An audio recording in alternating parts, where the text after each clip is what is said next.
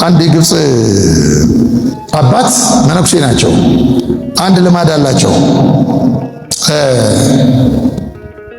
ሲወጡ ሕፃናትን ማስተማር በጣም ይወዳሉና ምን ያደርጋሉ? ከገዳም ሲወጡ በእጃቸው ቆሎ፣ ሙዝ ምናምን ይዘው ይወጣሉ።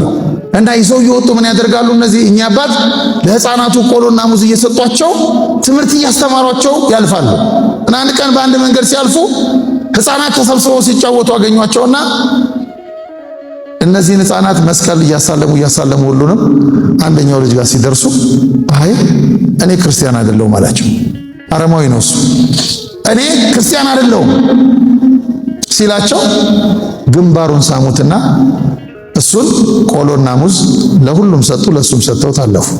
ከዚያ በኋላ እነዚያ ልጆች እኛ አባት ትኩረታቸው እዚያ ልጅ ላይ አረፈ እና እዚያ በመጡ ቁጥር ምን ያደርጋሉ? ሌሎቹ መስቀል እያሳለሙ እሱን ግንባሩን እየሳሙት ቆሎና ሙዝ እየሰጡት ያልፋሉ።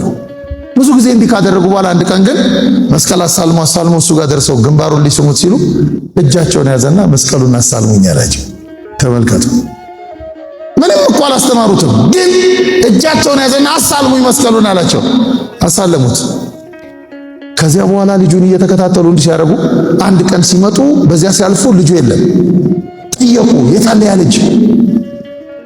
ጓደኞቹ ሲጠይቁ አባ አሞታል፣ ታሞ ተኝቷል፣ ግን አባ ሲመጡ ቤት ሳይጠይቁኝ እንዳይሄዱ ብሏል፣ ቤቱን እናሳየት ብለው ቤቱ ይዘዋቸው ሲሄዱ በር ሲንኳኳ እሳቸው መነኩሴ ናቸው።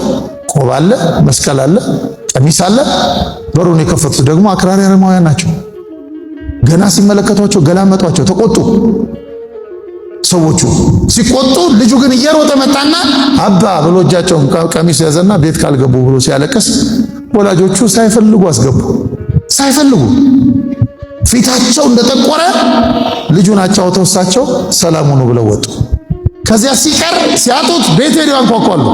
ፊታቸውን አጥቁረው ይከፍታሉ። ሰዎቹ አጥቁረው ባይመጡ ሰው እያሉ እሳቸው ግን ሁልጊዜ ምን ያሳያሉ? ፈገግታ።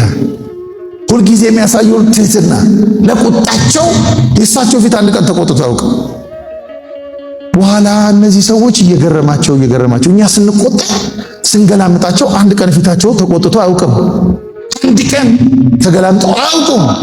ምን አይነት መንፈስ ቢኖራቸው ነው አሉና እንደው በቃ ከእንግዲህ እስከምንገላምጣቸው እምነታቸውን ባንቀበልም ሲመጡ እናስተናግዳቸው ብለው ቤት ውስጥ ሽሮ ያዘጋጁላቸዋል። ለእሳቸው የጾም ምግብ ክርስቲያን የሚበላው እሳቸውም ያንን ማዕድ እየተመገቡ እንዲሄዳሉ።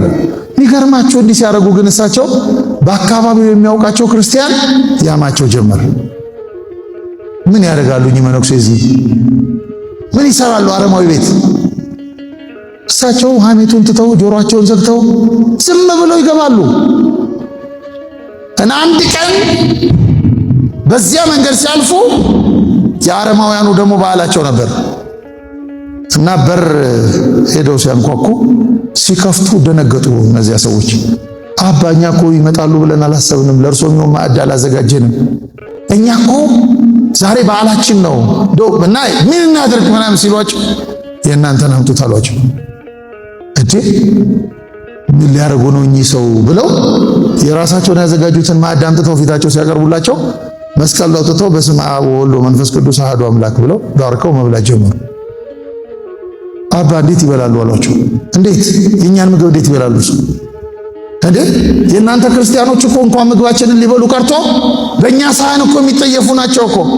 እርሶ እንዴት የእነሱ መሪና አባት ሆነው የእኛን ምግብ በሉ ሲሏቸው እኔ የማመልከው ፍቅር ነው አሏቸው። አያችሁ አሁን ጆሮም ልብም ይከፈታል አይደል? ወለል እያለ ፍቅር ነው። እንዴት ፍቅር ምንድን ነው?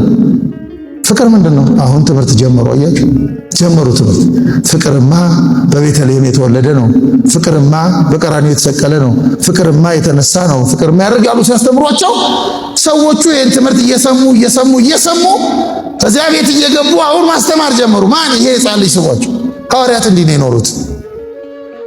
ከዚያ አንድ ቀን 8 ቤተሰብ ነው ያላቸው። 8ቱን ቤተሰብ ምን አለ? እንጠመቃለን አባ አለ። ክርስቲያን መሆን እንፈልጋለን።